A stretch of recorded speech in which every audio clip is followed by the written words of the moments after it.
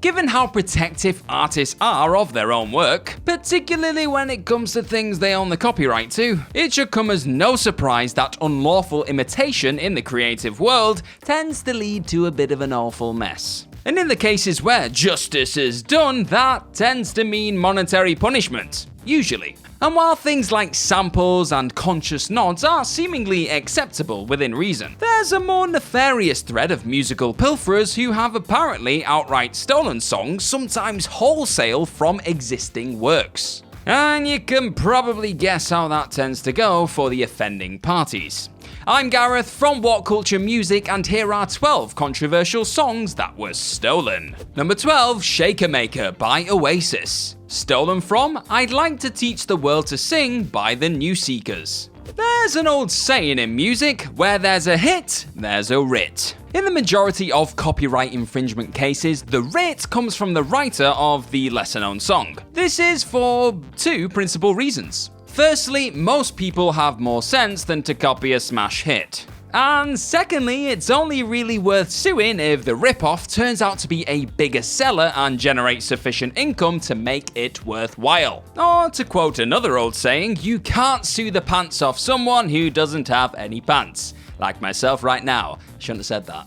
But Oasis ignored these facts in 1994 and ripped off an already well-known classic. It was a textbook case of a top-line melody being lifted wholesale and transplanted, with new lyrics, into a new song. The unauthorized appropriation of the vocal line from I'd Like to Teach the World to Sing cost Oasis $500,000. Silly boys.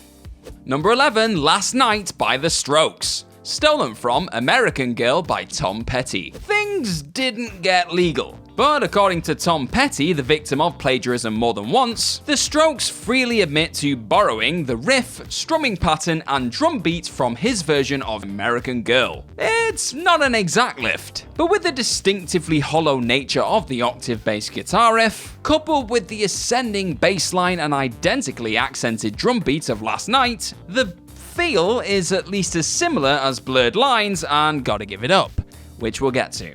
It's a good thing Petty isn't petty. 10 more to go.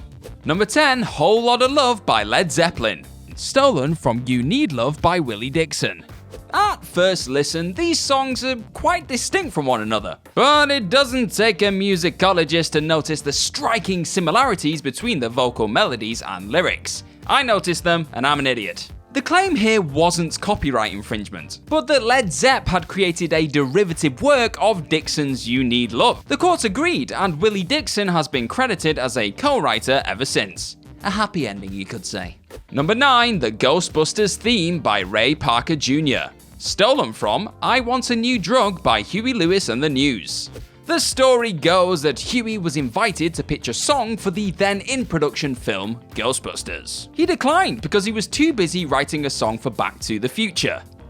Guy was in demand. The following year, Ghostbusters was released, and the theme, written and recorded by Ray Parker Jr., went straight to number 1. Huey, convinced that the similarities between his recently released single, I Want a New Drug, and Parker's theme tune were too strong for it to be a coincidence, sued, and while he didn't win, the suit was settled out of court in his favor. It was later revealed that Huey breached a non-disclosure agreement by talking about the whole affair. But hang on, if we're gonna get litigious here, Huey, strictly speaking, it would be a bit wrong not to acknowledge how much your tune sounds like a bit more of a rip-off than Parker Jr.'s. Just check out the similarities between I Want a New Drug and the Jackson 5 Shake Your Body Down to the Ground.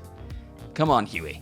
Number 8, Creep by Radiohead. Stolen from The Air That I Breathe by The Hollies. Look, when a song has the same chords, the same melody, and very, very similar feels, it's not always intentional foul play. In fact, it's easily done. But Radiohead can't feel too hard done by on this one. At least not in the eyes of the songwriters of The Air That I Breathe, originally sang by The Hollies. Back in the 1990s, Albert Hammond and Mike Hazelwood, the writers of The Air That I Breathe, threatened an aggressive lawsuit against Radiohead. Ugh. And ended up with an out-of-court settlement that meant they are now listed as co-writers on the credits for Creep. Somewhat coming full circle, Radiohead themselves later accused Lana Del Rey of ripping off Creep for her song Get Free from her album Lust for Life. She claimed she had done nothing wrong, even though she was familiar with the song.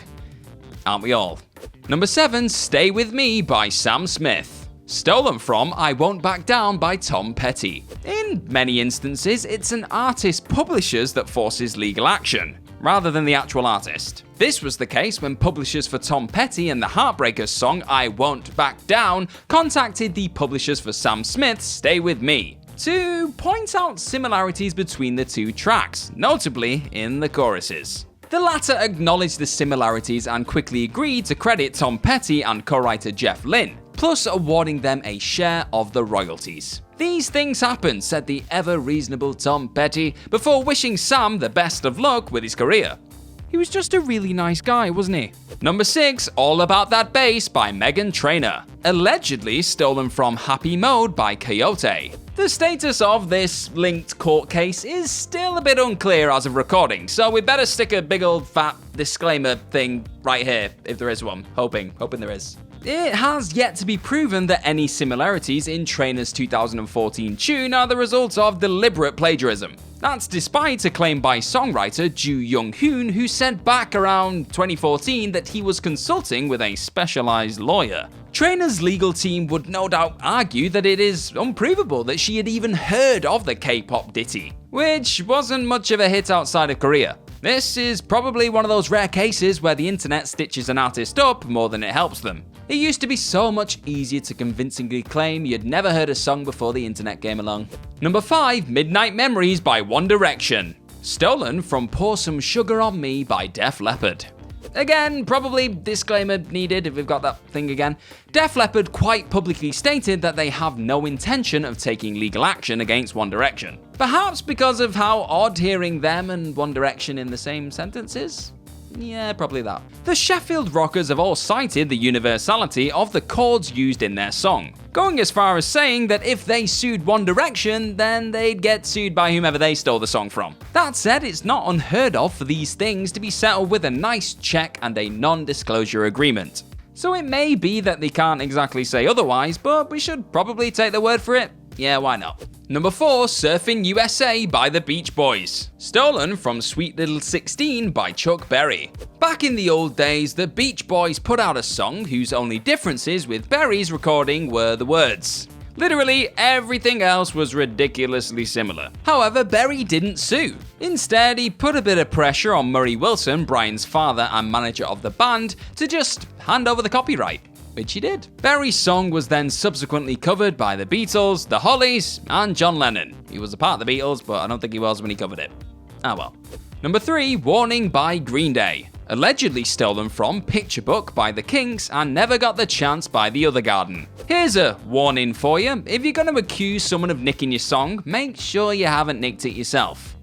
It's just wise words all around, really. In 2001, Colin Merry from The Other Garden received quite a lot of publicity for claiming that Green Day had stolen the main riff from his song Never Got the Chance. The two songs are very similar, and he probably would have had a case, had it not been for the fact that his song sounded exactly like Picture Book by the KINKS. What a mess. Number 2, Heartbeat Song by Kelly Clarkson, allegedly stolen from The Middle by Jimmy Eat World. If anything, this one seems a bit like a case of plagiarism by osmosis. Accidental theft, if you will. Back in 2015, American Idol winner Kelly Clarkson was accused, mostly by keen-eyed fans, of ripping off Jimmy Eat World's seminal pop-punk track, The Middle, which I used to smash on Guitar Hero, just letting you know.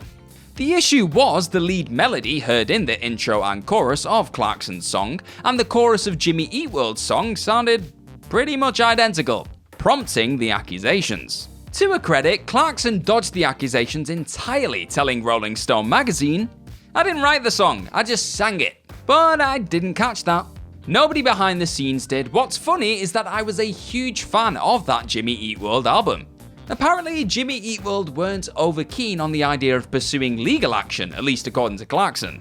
She said, "I thought it was really cool of Jimmy Eat World to say, hey, no harm, no foul. There are only so many chords." Yeah, okay. Seemingly, the writers just did that thing all musicians do from time to time, where you come up with a great hook and then realize it already exists. Oops.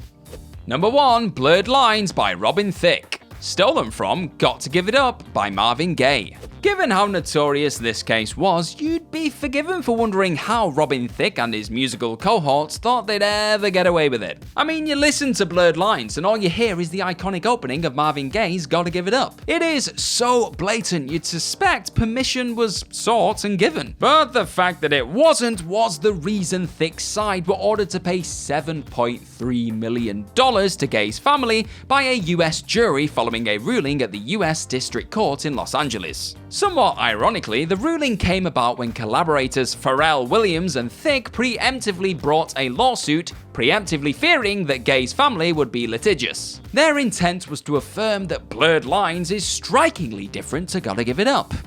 Yeah, sure.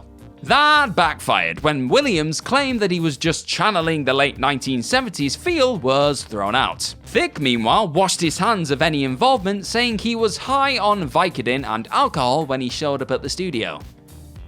Aren't we all? No, we're not. No, we're definitely not. He went on to say, "I started kind of convincing myself that I was a little more part of it than I was. But the reality is that Pharrell had the beat and he wrote almost every single part of the song. So that is how you throw somebody under the bus. Well done, Robin." And that's our list. Know of any other controversial songs that were stolen? Let us know all about them in the comment section right down there, and do not forget to like, share, and click on that subscribe button. Also, be sure to head on over to WhatCulture.com and click on some more brilliant articles just like the one this whole thing is based on. I have been Gareth from WhatCulture Music. Thank you very much for watching today, and I'm sure I'll see you very, very soon.